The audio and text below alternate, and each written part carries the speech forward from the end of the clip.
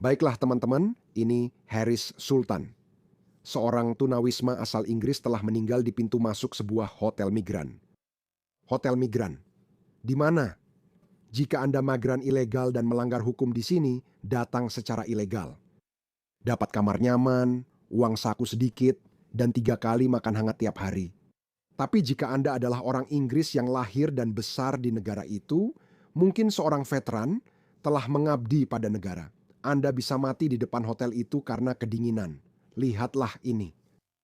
Kami baru tiba dan ada pria meninggal di pintu masuk yang sedang diresusitasi polisi. Kamu harus bilang aku sudah dengan polisi sekarang. Aku tidak banyak merekam teman-teman karena jelas aku harus menjaga privasi serendah mungkin. Tapi ya Derby Midland Hotel, pria kulit hitam itu sedang diresusitasi. Kami sudah punya ruang isolasi ambulans. Mau tahu apa yang terjadi di hotel itu? Lihat saja Derby Midland Hotel. Warga Sudan Umar Mohammed, imigran ilegal, mendokumentasikan perjalanannya melintasi selat, lalu merekam dirinya di hotel ini sambil melempar uang di kamar. Dia memamerkan uangnya. Ini adalah kamar gratis yang diberikan kepadanya. Sementara orang-orang Inggris biasa mati di jalanan. Aku akan melihatmu pergi, ayo turun. Lewat sini, Jangan sentuh aku. aku bisa mengingatkanmu, jangan dorong aku, tolong pergi lewat sana. Orang-orang yang tidak tahu berterima kasih seperti ini, mereka dapat makan 3 kali sehari, mereka dapat kamar dengan sikap seperti itu, benar-benar tidak tahu berterima kasih. Orang Inggris biasa mati di jalanan, dunia ini sungguh konyol dan sulit dipercaya teman-teman. Ayo lihat semua sepeda ini. Itu dia, sopir pengantar migran yang menyalahgunakan sistem suaka Inggris. Warga Sudan berfoto di dekat Menara Eiffel dengan bangga memamerkan uang 10 dan 20 pound yang didapat secara ilegal di Inggris, lalu menghamburkannya di hotel yang dibiayai pajak. Saya bisa bicara terus. Apa imbalanmu? Ini Manchester, lihatlah. Tak ada orang Inggris di sini, mungkin hanya sedikit. Mayoritas bukan asli Inggris dan membuat kekacauan. Itukah yang kamu inginkan untuk masa depan? Bagaimana itu bisa dianggap baik? Mengapa ada yang mau negaranya jadi kumuh seperti ini? Mereka sangat marah. Lalu, apa yang dilakukan saat tak ada kegiatan? Sudah diberi makan dan tempat tinggal, tapi mereka keluar malam dan mengganggu gadis Inggris? Dia berjalan ke arahku, dia benar-benar berjalan ke arahku. Dia ketakutan. Pria ini berjalan ke arahnya dan lihat apa yang akan dia tanyakan padanya. Hai, Hai, kalau ini video, mungkin tak apa, mau mengenalku lebih dekat? beri aku nomormu. Aku tahu kamu takut. Sudahkah aku dapat nomormu? Tidak, terima kasih. Dia beruntung. Ini adalah interaksi yang tidak berbahaya, meskipun sangat mengagetkan. Bagaimana nasib gadis lain? Seperti gadis 12 tahun yang diperkosa brutal oleh 2 pria Afghanistan. Mereka sebenarnya menjadi lebih berani ketika mereka berada dalam kelompok, ketika jumlah mereka lebih dari 1. Izinkan saya memprediksi, ada sekitar 1,2 sampai 1,5 juta migran ilegal di Inggris. Pemilu berikutnya diadakan 2029. Jadi, 2028, Kiostama akan menjadikan semua migran ilegal sebagai warga negara. Saya sebenarnya akan menahan diri untuk membuat prediksi itu, meskipun saya berpikir mereka bisa melakukannya, tapi saya sempat berpikir mungkin mereka tidak bisa melakukannya. Tapi mereka baru saja melakukan hal itu di Spanyol. Ini Pedro Sanchez, Perdana Menteri Spanyol. Dia baru saja melegalkan 500.000 migran ilegal dengan tujuan semata-mata untuk memenangkan suara mereka untuk mempermainkan demokrasi Spanyol. Jika Anda pikir mereka tak akan melakukannya di Inggris atau Australia, mereka justru mencobanya di Amerika. Ingat, tak ada syarat identitas untuk pemilih. Siapa saja bisa memberikan suara. Kelompok kiri tahu bahwa mereka sedang kalah. Jadi inilah jawaban mereka untuk mendapatkan suara baru. Dengarkan dia. Negara saya telah menyediakan jalur bagi 500.000 migran tanpa dokumen. 500.000 migran ilegal, sebuah jalur menuju kewarganegaraan Spanyol. 500.000 orang Kita hidup bersama mereka setiap hari di pasar, bus, sekolah anak, dan yang merawat orang tua kita. Mereka juga bekerja di ladang yang telah membangun bersama kita kemajuan negara kita. Orang-orang yang sudah ada di sini sudah menjadi bagian dari hidup kita. Beberapa orang bilang kita sudah terlalu jauh dan melawan arus. Tapi saya ingin bertanya pada Anda, Ini adalah orang-orang yang Anda lihat di layar Anda. Ini adalah orang-orang yang dia katakan akan menjadi warga negara Spanyol. Mereka bekerja, mereka melayani masyarakat. Ya, benar, mereka memang begitu. kapan pengakuan hak dianggap radikal? Kapan empati dianggap luar biasa? Empati yang mengarah pada bunuh diri? Ini bukan lagi teori konspirasi. Setiap negara yang Anda lihat yang telah mengimpor banyak orang dari negara dunia ketiga, mereka menjadi tergantung pada bantuan sosial. Setiap negara, Anda lihat setiap negara. Membawa migran berkualitas rendah dari negara dunia ketiga ke negara maju tidak ada manfaatnya. Jepang baik-baik saja. Ya, mereka paham populasinya menyusut, tapi lebih baik mengurangi jumlah penduduk, mengurangi ukuran ekonomi, daripada kehilangan jati diri sepenuhnya. Sangat menghormati Jepang.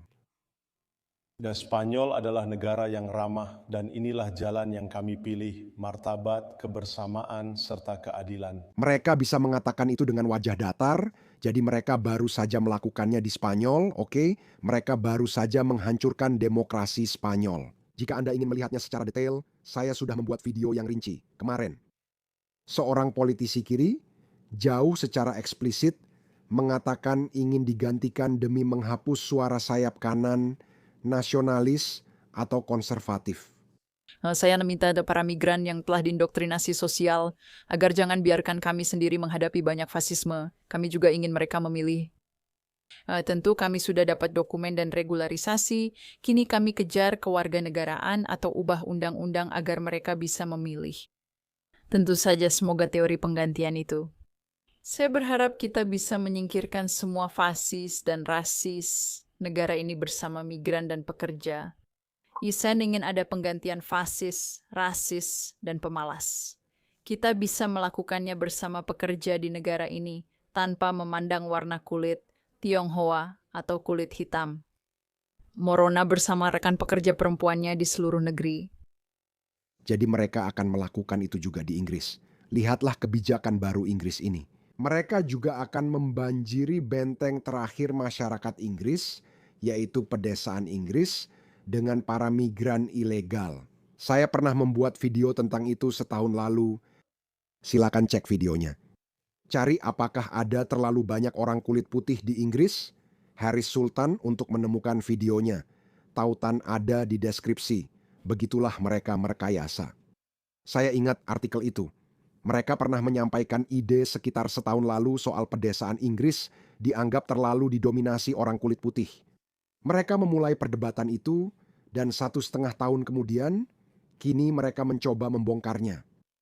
Mereka melontarkan ide dan mengamati reaksi publik. Namun mayoritas masyarakat tidak bereaksi. Maksud saya, video itu mendapat 70.000 penayangan sebagian besar dari Inggris, dan sekarang mereka mencoba menghilangkan identitas kulit putih dari pedesaan Inggris. Dengarkan ini.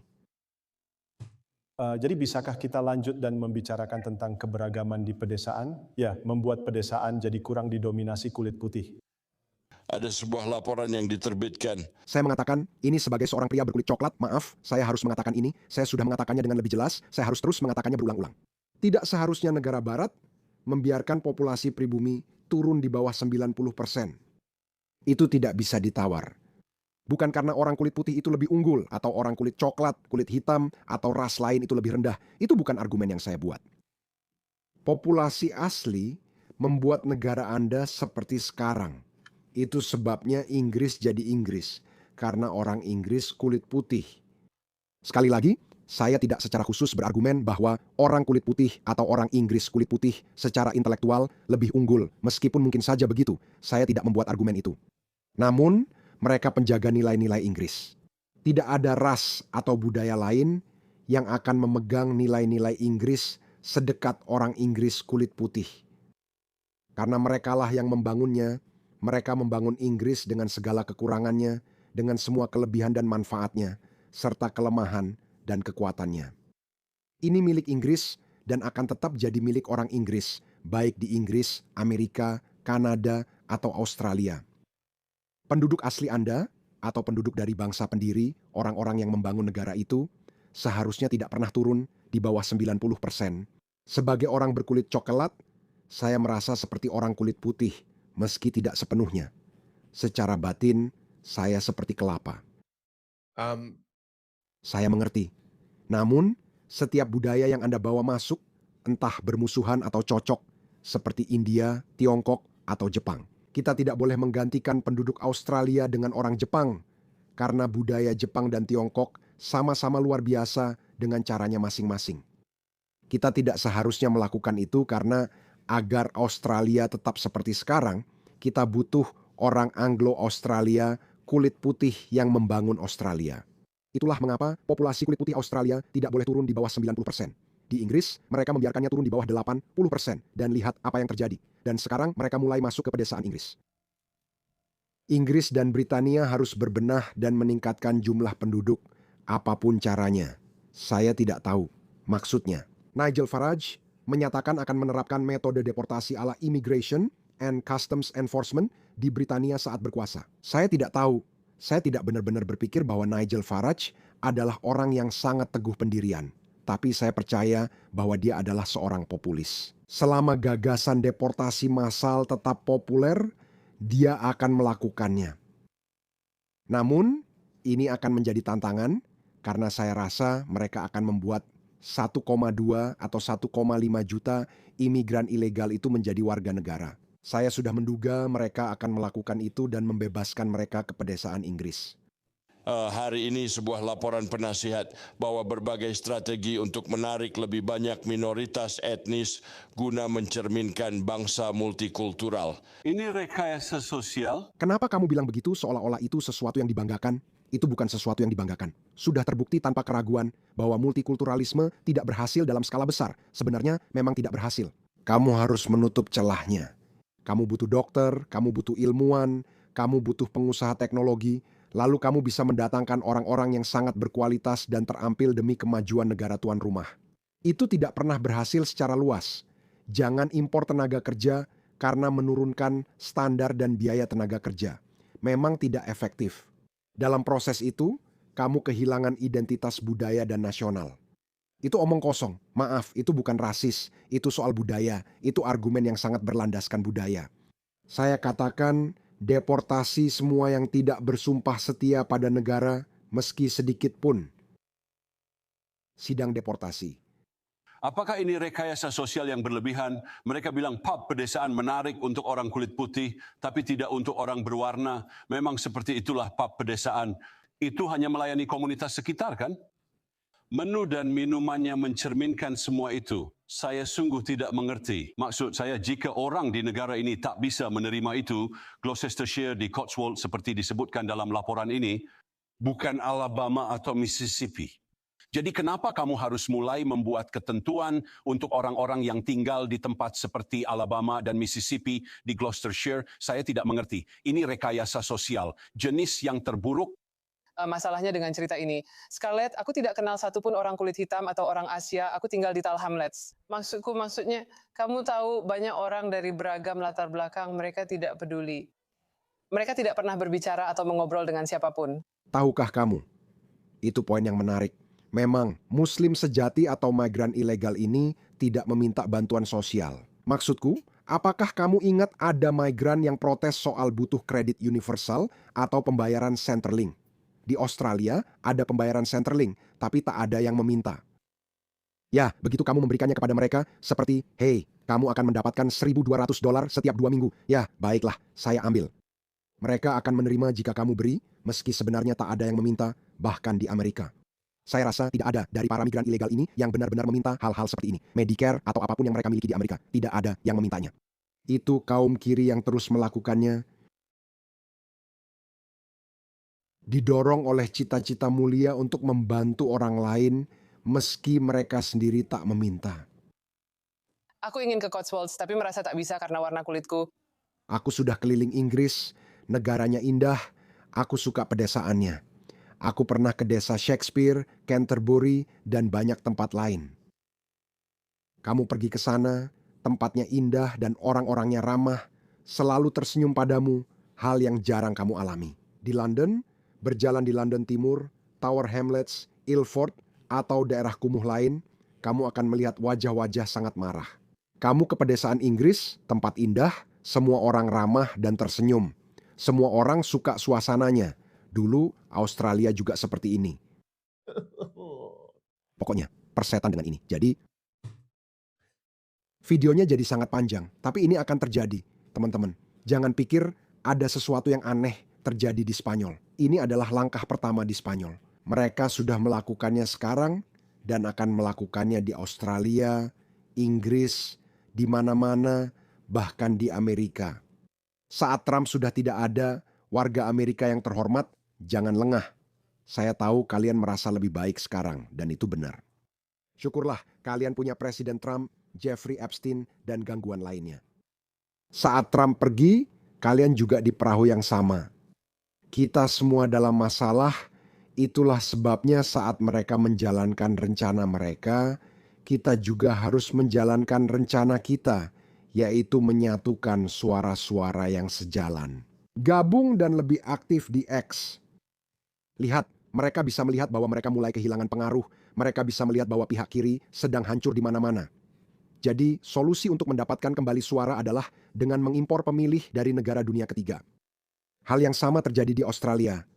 Fenomena ini sudah diamati, bahkan Pauline Hanson pernah bermasalah karenanya. Dia menyebut Partai Buruh membagikan kewarganegaraan Australia seperti permen kepada migran India, karena tahu migran India memilih Partai Buruh yang berhaluan kiri. Jadi tindakan itu disengaja. Itu persis yang dilakukan Partai Demokrat di Amerika. Kenapa menurutmu mereka tak akan lakukan hal yang sama di Inggris? Mereka akan melakukannya di Inggris, bahkan lebih di Australia. Kita semua akan bermasalah kecuali kamu bergabung di X. Tolong, kami butuh lebih banyak suara.